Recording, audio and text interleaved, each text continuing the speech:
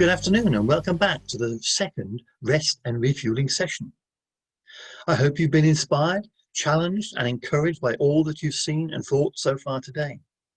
There's been so much wisdom, so many good ideas and resources, but now we have a rare chance to ease back and let the steam pressure out again. So it's that moment in the conference time when perhaps you skip a session just to process, and you sit there in a cafe with a cup of coffee and all the blurb you've picked up from the exhibition and perhaps a couple of people you've met just to chat things through to release. This time is for you. So let's remove the corporate background again and go back to the study and to the relax for a moment and put our feet up.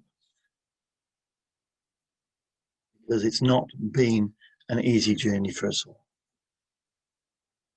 In this session, we'll hear the experiences of someone from across the other side of the world and discover what COVID has meant to them.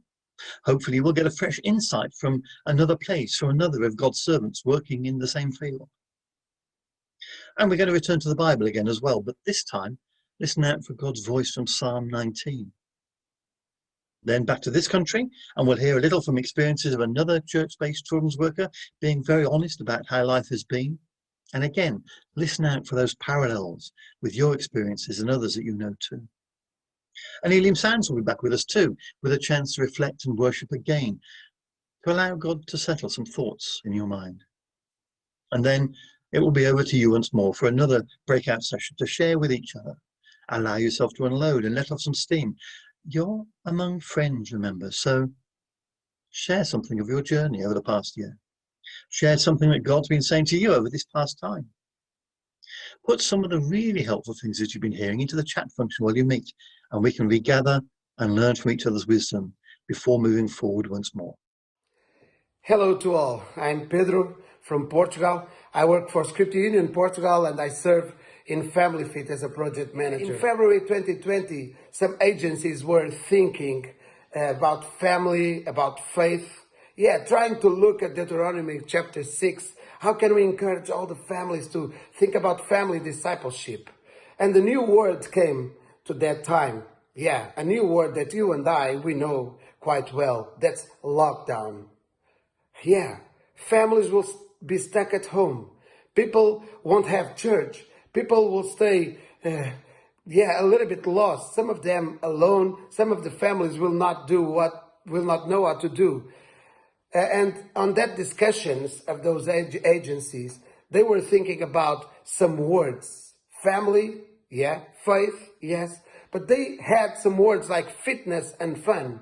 What about trying to join these four words? What about thinking about family discipleship? What about encourage every families in every household all over the world to be involved in family discipleship? So that's where appears family.fit. That's not only a website, but that's a concept of family discipleship using these four words like I told you: family, fitness, faith, and fun.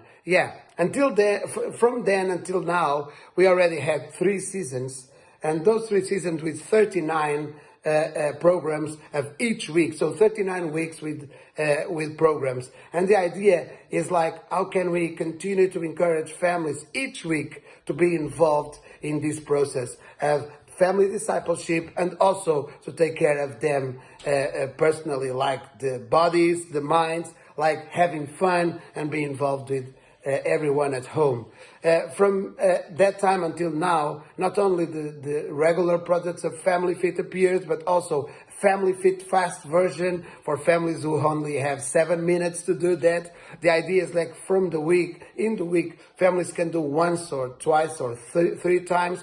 Always the program has 3 days program. Also, we started some project called Build Your Own Family Fit. So every every people can build their own family fit, like thinking about some concepts like fun, fitness, but also Bible engagement. How can they do that? And also, YouVersion already has a family fit devotion. So all of the families all over the world, all of the churches can be involved with the family fit and prepare their own family fit. 26 languages besides the English are being translated at the time that Family Fit is being done and used. And the languages are spoken by more than 3 billion people, 3.8 billion people.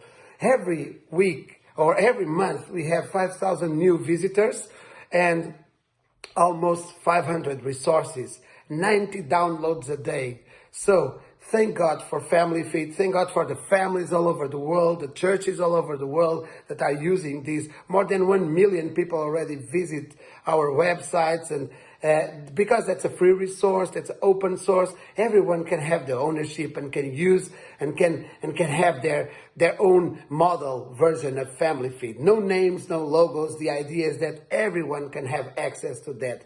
Family Fit fits really well in your family. I'm sure of that.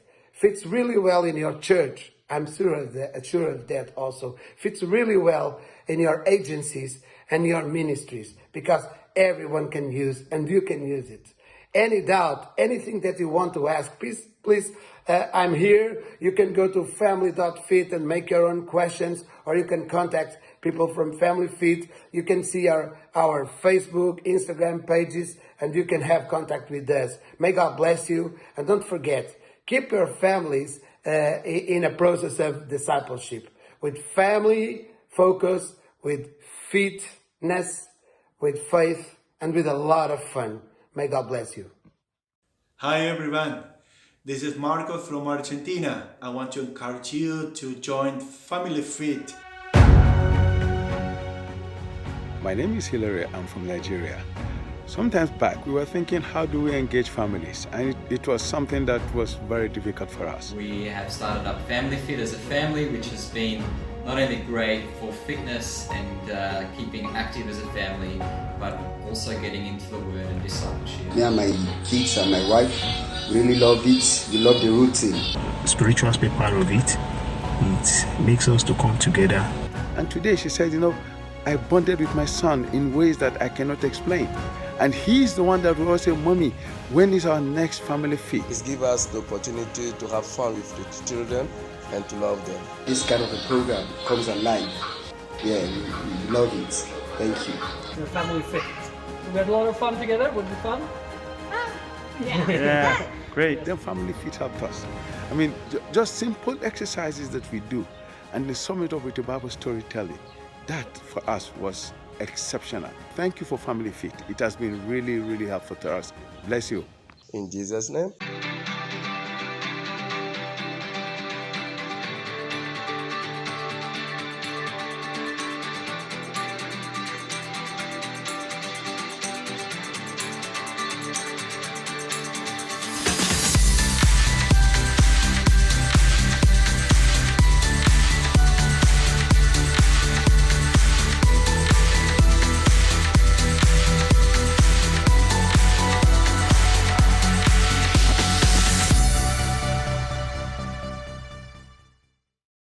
Family Fit is fitting well.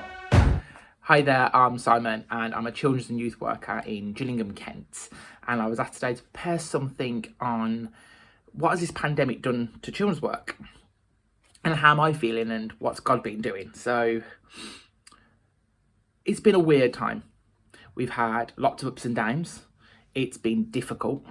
And sometimes I've turned to God and gone, why? What can we do? How can we do this? So thinking about what we've done, what's worked, what hasn't worked.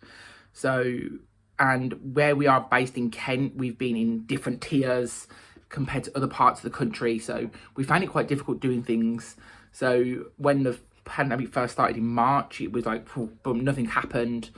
And it was like, God, how are we going to get to our children? How are we going to get back out there? So obviously people use Zoom, we've used Zoom, and we started recording services on a Sunday or for the Sunday with great, miserable, horrible experiences of, oh, we didn't say this right, or that didn't happen. We were getting so wrapped up in our own heads that we were overthinking our processes and it had to be perfect every time. But then we thought about, actually, when we step back, when we do our children's services up front or in our Sunday schools, we don't let me do that again, because we just carry on with the flow. So once we got out of our own heads, it worked quite well.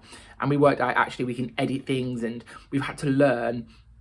I'm 35 and I've had to learn so many other skills which I'd never had to as a youth worker, as a children's worker or a youth worker, because I do both. So getting over that concept of using Zoom and how to edit videos and how to put videos in and how to put children's children's songs in and worship. Actually, we've got over that part now. Yep, far out my comfort zone, but actually I've learned some really good skills. And with it going online and going on our website and on our Facebook page, we're actually reaching more people than we normally thought we would have. So in some ways, there's some really good stuff what's coming out of us actually being online and being a presence online. But it doesn't come without its difficulties. So shoot forward a couple of months, we were able to meet back face to face, and we had the social distancing children's groups, which were working, they were great, but then Kent hit tier 4, so that all had to stop again. So we had to go back to our online, and yeah, it was a bit disappointing. And again, lots of prayer went into it and going, okay, God, do we go back to our children's services online? Do we not do them? Because we're not sure how. They were dipping, they're up and down. But no, we decided actually they've worked, let's go again. So again, since tier 4 here and now lockdown, again, we've gone to a point of going back to our online services. We record them during the week, we piece them together, and we put them out on a Sunday. Yeah, some weeks we might only get 20 views, but other weeks we get 200 views. It's not about the viewing, it's who we're reaching, which of our church children and which non-church children are really in there. But I would say it has been a challenging time. Lots of new skills learned and lots of new things I never thought I'd have to do, especially as a children's worker. Dancing online in my own house. I think I've had to be more of a fool or a bit more childlike, if that makes sense. But I would say it's okay to think it's been hard, because it has been hard. But God's been there the whole time. He's been on our side. He has given us the tools we need, and we've had great times doing it. But if you are having a hard time, don't worry about it. Just pray into it, and you'll feel God's there and he will guide you the right way we need to do. But if you need to take the time away, rest, refuel, be in God's presence. So that's just my experience. So hopefully that will help you. See you later.